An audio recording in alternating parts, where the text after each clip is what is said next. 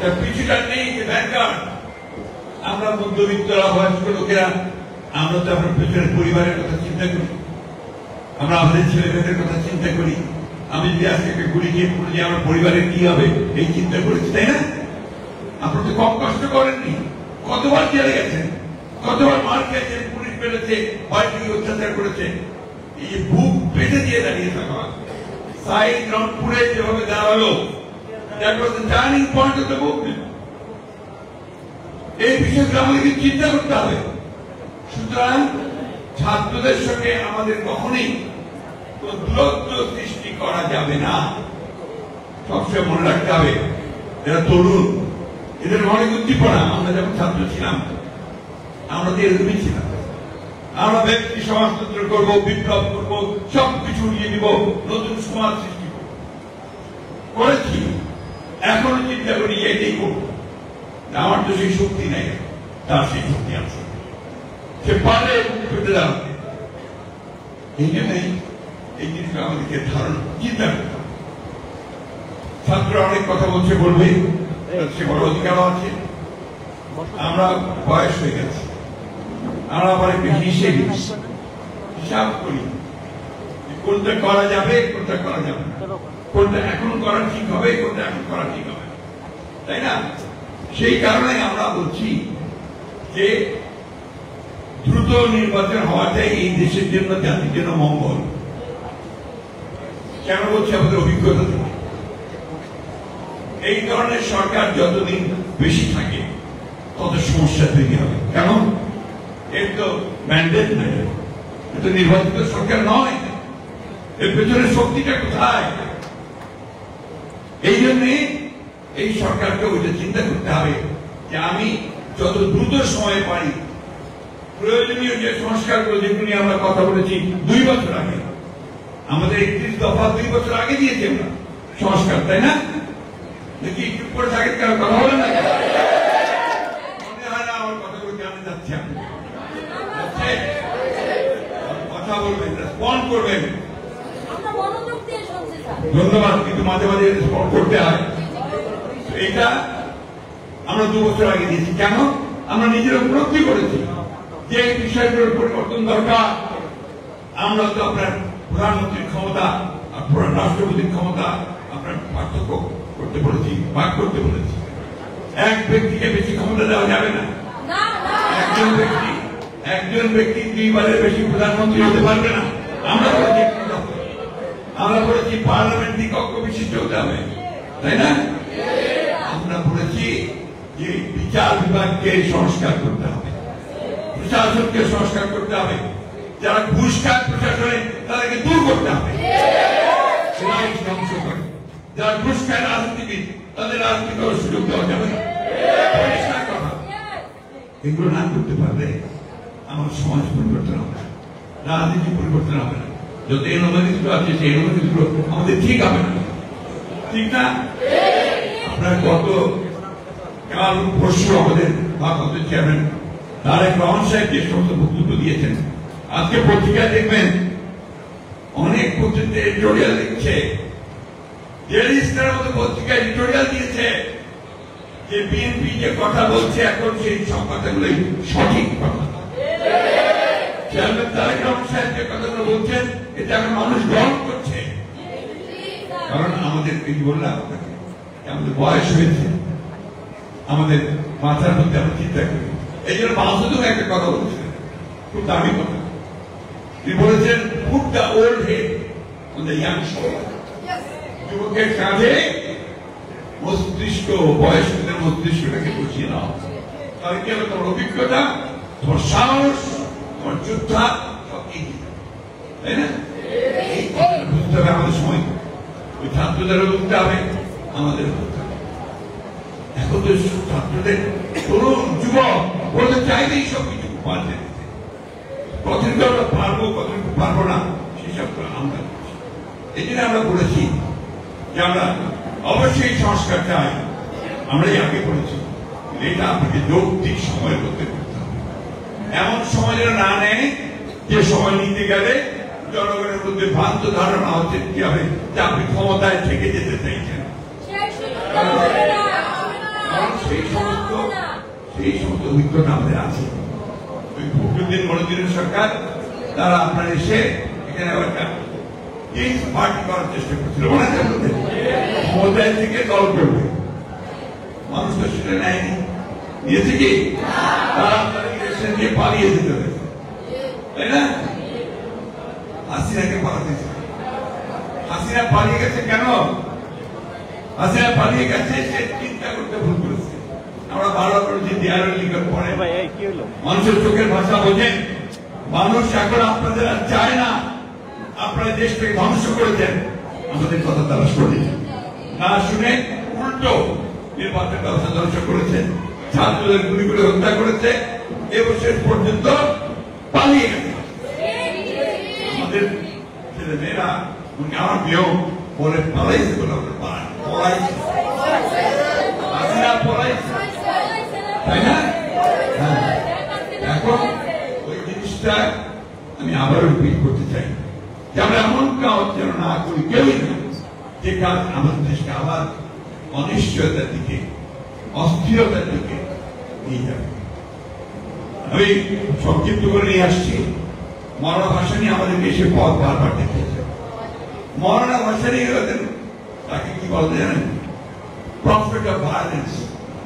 Time পত্রিকাতে যখন আপনার আন্দোলন করছে প্রচন্ড আন্দোলন, সেই সময় টাইম ছবিতে প্রচ্ছদ ছবিতে মৌলানা ভাসানী আন্দোলন ছবি বেরোলো, তার নিচে প্রফেট অফ ভায়োলেন্স। মৌলানা ভাসানী ব্রাহ্মণের লোকেরা তো অনেক কিছু দাবি করে, তাই না? মৌলানা ভাসানী প্রথম এই পল্টের মধ্যে দাঁড়িয়ে, এখানে কাজী ভাইরা বসে আছে, আমাদের নান্দ ভাইরা বসে আছে, মামুদারা সব ছিল, তারা প্রথম সেদিন আপনার বাংলাদেশের স্বাধীনতা ঘোষণা করেছিল। ভুলে গেছেন? বলেন না তো কোথায় বলবেন। মৌলানাই প্রথম আন্দোলন শুরু করেছিল আপনার আইয়ুব খানের বিরুদ্ধে। একটা অটো রিক্সার একটা হরতাল ছিল, অটো রিক্সা আমাদের হরতাল। পাকিস্তান আমাদের কথা বলছি, মনে হচ্ছে তখন আপনার গভর্নর। তো এই হরতালের পল্টের ময়দানে মিটিং হচ্ছে, কেন যে না মৌলানা ভাসানী যে বক্তৃতা করবেন সেটা মানুষ বোঝায়।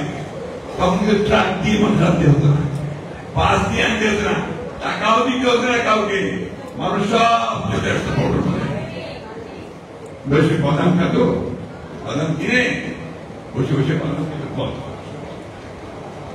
এই মৌলানা ভাসানী সেই দিন সেই পল্টনে দাঁড়িয়ে বক্তৃতা করে শেষে বললেন, এখন আর কোন পথ নাই, ওই বঙ্গভবনে ঘেরাও করো। বঙ্গভবন না, প্রেসিডেন্ট হাউস, গভর্নর হাউস ঘেরাও করো। বিশ্বাস করবেন না আপনারা, ওই মিটিং দিয়ে গিয়ে ঘেরাও হয়ে গেল, গুলি হলো, মারা গেল। তারপর দিন হরতাল, তারপরে হরতাল, আবার সেই পল্টনে দাঁড়িয়ে মৌলানা ভাসানী ঘোষণা দিলেন, এখন সমস্ত থানা ঘেরাও সারা বাংলা পাকিস্তানে। এইভাবে আন্দোলন চূড়ান্ত পর্যায়ে কিন্তু সেই মৌলানা ভাসানী আরেকটি কথা, যখন আন্দোলন চূড়ান্ত পর্যায়ে এসেছে তখন শেখ মুজিব কারাগারে জেলের মধ্যে পল্টের মধ্যে মিটিং হচ্ছে। ওই সময় একজন একটা গুলিবিদ্ধ লাশ নিয়ে আসলো মিটিং এর মধ্যে, দিয়ে ওই লাশটাকে উপরে তুললেন, তুলে বলে আর কোনো কথা নয়, এখন চলে যেতে হবে, ভায়োলেন্স ভায়োলেন্স ভায়োলেন্স। মনে আছে আপনাদের? কি দুদু ভাই মনে আছে?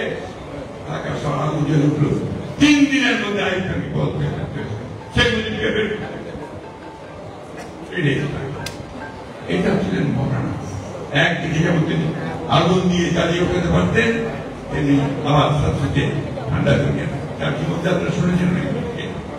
একেবারে কুটিরে বসে থাকতেন, একটা চৌকির উপরে থাকতেন, একটা ছাউনির ঘর, সেইখানে তিনি বাস করতেন। আমার মনে আছে একটা কথা, আমি তখন ঢাকা ইউনিভার্সিটির শেষ বর্ষের ছাত্র। পল্টনে মৌলানা ভাসানী ডাক দিয়েছেন কৃষক সমাবেশ। তো ওই তখন আপনার কি করছে, মার্শাল্লাহ, এই এখানে মার্শাল্লাহ সমাবেশ নিষিদ্ধ, কেউ সমাবেশ করতে পারবে না। উনি তো ডেকে দিয়েছেন কৃষক সমাবেশ, সারা দেশ থেকে লাঠি হাতে লাল টুপি পরে আমরা সব আসতে শুরু করেছি। লক্ষ লক্ষ মানুষ আপনার এখন সন্তোষ সেই সাথে ইউনিভার্সিটির সমস্ত মাঠ কোথায় টাকা তুলে দিয়ে যখন মিটিং পাকিস্তান থেকে এসছে আপনার ইফতেখার আহমেদ মিয়া ইফতেখার চন্দন গাজালা সমস্ত বিরাট বিরাট তারা এসছে ওখানে। তো ওই সময় আমরা একটা গাড়ি ঢুকে মরার ওই পর্ণকুটি দেখাতে তৎকালীন পাকিস্তানের এনএসআই প্রধান সফদর সাহেব তিনি এসে ওনার সামনে ওই পার্টি বেছানো থাকতো চোখের নিচে ওই পার্টিতে তিনি বসতেন। ওনার বলে কি সফদর কেন আসছো? তো সে ওনার পায়ে হাত দিয়ে সালাদ করল। হুজুর আমার চাকরিতে পাচ্ছেন কি কি হয়েছে? আপনি যে প্রকাশ্যে যে সভা করতেছেন আমার যে চাকরি চলে যাবে। প্রকাশ্য সভা সমিতি বন্ধ না, তোমার চাকরি যাবে না, আমি চাই না। তুমি এক কাজ করো, কি করতে পারো? অন্তত সামনে কিছু সামিয়ানা দিয়ে দেয়। মহারাজ সব কর্মীদেরকে বললেন যে সামনে তার বড় সামিয়ানা লাগিয়ে হাজার হাজার লোক। পাকিস্তানের নেতারা বললেন, বিশেষ করে সালমান কাতার আমার মনে আছে, ইনকিলাব আয়েগি, বিপ্লব আসবে, আগে ও আয়েগি তো মৌলানার সাথে ও আসবে, যদি আসে সে মৌলানার সাথে আসবে। এটাই ছিল মৌলানা। আমরা কি করে তাকে বলবো? আমাদের সমস্ত অস্তিত্ব জড়িত করব। মৌলানা ভাষায় যারা অসুস্থ মেডিকেল কলেজে ভিজিতে শেষের দিকে একদম তখন অনেক জিয়া রহমান সাহেব ক্ষমতায় এসে গেছে। তাকে মানুষ প্রচন্ড রকম ভালোবাসে। সেই সময় তিনি আসেন জিয়া রহমানের সামনে সঙ্গে দেখা করতে। সে বিডিআর তিনি তার মাথায় হাত দিয়ে বললেন, তুমি পারবে, তুমি তরুণ, তুমি যুবক, তুমি সৎ, তুমি দেশকে ভালোবাসো, তুমি পারবে পরিবর্তন। সেটা মনে রেখেছিলেন শহীদ প্রেসিডেন্ট জিয়াউর রহমান এবং তার মৃত্যুর সময় তাকে এই সম্মান তিনি দিয়েছিলেন। এবং ওই চিন্তার মধ্যে দিয়ে আমাদের শহীদ জিয়াউর রহমান সেটি একইভাবে আমাদের কাছে সাধারণ মানুষের কাছে আজকে সেইভাবে চিন্তা করতে হবে। তাই বন্ধুবান, একটা ক্রান্তির সময়কাল আমরা পার হচ্ছি। কালকে আমাদের প্রধান উপদেষ্টা মহোদয় একটা অ্যাক্সিডেন্ট পূর্তি বক্তব্য করে ভালো হয়েছে, অনেকেই আশান্বিত হয়েছে। আমি আশা করেছিলাম যে প্রধান উপদেষ্টা মহোদয় তার সমস্ত প্রজ্ঞা দিয়ে সমস্যাটা চিহ্নিত করে তিনি নির্বাচনের একটা রূপরেখা দেবেন। আমি কেন বারবার নির্বাচনের কথা বলছি? কারণ নির্বাচন দিলে আমার অর্ধেক সমস্যার সমাধান হয়ে যায়। বিএনপি ক্ষমতায় যাক না দেখছেন ইমেটেরিয়াল। আজকে যারা বাংলাদেশে ক্ষতি করতে চাচ্ছে, যারা বাংলাদেশে স্থিতিশীলতা নষ্ট করতে চাচ্ছে, বাংলাদেশকে যারা তাদের মধ্যে জড়িয়ে যাচ্ছে, তারা তখন পিছিয়ে যেতে বাধ্য হবে। ওই সরকারের ভিতরে জনগণের সমর্থন থাকবে। এই বিষয়টা অবশ্যই চিন্তা করতে হবে। সংস্কার আমরা চাই না, শুধু আমরা শুরু করেছি। আমরাই ওই সেটে দিই সংস্কার অবশ্যই চাই এবং সংস্কার আমরা করব। আপনারা দয়া করে জিনিসটাকে যেভাবে করলে সবচেয়ে সুন্দর হয়, সকলের কাছে গ্রহণযোগ্য হয়, সেইভাবে এগিয়ে যান। এটা আমাদের আপনাদের কাছে অনুরোধ। আমরা এখন পর্যন্ত কোন বাধা সৃষ্টি করিনি, বলতে আপনাকে সমর্থন দিই, প্রতিটি ক্ষেত্রে সমর্থন দিচ্ছি। যদিও আপনাদের এই সচিবালয় সেখানে এখনো সমর্থন দোষ করে না, এই স্বৈরাচারের ফ্যাসিবাদের দোষরা বসে আছে। কিভাবে কাজ করবে? তাদেরকে নিয়ে সংস্কার করবে, এরা তো সংস্কার করতে দেবে না। সমস্ত আমরা বসে আছে বেশিরভাগ যারা ওই স্বৈরাচারের দোষক, যারা কোটি কোটি টাকা আয় করেছে, দুর্নীতি করেছে, একই সঙ্গে তাদেরটা বেশিভাবে আমরা দেখতে পাচ্ছি না, সেভাবে তাদের বিরুদ্ধে ব্যবস্থা হচ্ছে। এগুলোকে একটু দৃশ্যমান করেন আর গভর্নেন্স সেই দিকে খবর লক্ষ্য দিতে হবে। প্রশাসন চালানো দেশ শাসন করা এবং আমরা স্বস্তি পাই, শান্তি পাই। জিনিসপত্রের দাম এমন বেড়েছে যে শান্তি পাওয়ার কোনো কারণ নেই। তাও তো মানুষ মেনে নিচ্ছে না কেন? যে আপনি একটা সুন্দর জিনিস দেবেন, তার ওইটাকেও দৃশ্যমান করেন যে আপনি ব্যবস্থা নিচ্ছেন। সিন্ডিকেট গুলোকে ভাঙার চেষ্টা করেন, না পারেন ব্যবস্থা নিতে হবে। আর গভর্নেন্সের ব্যবস্থা করেন। লোকে যদি আবারও দেখে কাজ করতে গেলে আপনার টাকা গেলে কেউ কাজে যদি যায় গিয়ে দেখে আবার সেই দালালরাই ঘোরাঘুরি করছে, কখনোই ভালো চোখে দেখবে না। আসুন আমরা মৌলানা সাহেবের জীবন, তার সারাটা জীবন ছিল মানুষের জন্য, সেই জীবনকে বেড়ে নিয়ে তাকে ধারণ করে তার কাছ থেকে ভালো জিনিসগুলো শিখে আমাদের পূর্বসূরীরা আমাদেরকে যা দিয়েছেন সেটাকে সামনে নিয়ে আমরা আরো সামনের দিকে নিয়ে যাব। আমি বিশ্বাস করি যে এই সরকার তারা পারবে। আমি বিশ্বাস করি আমাদের বাংলাদেশের মানুষ পারবে। আমি বিশ্বাস করি এই তরুণেরা, যুবকেরা, ছাত্ররা তারা পারবে একটা নতুন বাংলাদেশ। যে বাংলাদেশ আমরা দেখি শহীদ প্রেসিডেন্ট জিয়াউর রহমান আমাদেরকে দেখিয়েছেন, মৌলানা ভাসানী দেখিয়েছেন, তারেক সাহেব আমাদেরকে সে দেখাচ্ছেন, সেইভাবে আমরা এগিয়ে যেতে পারবো। আমরা সবাইকে ধন্যবাদ।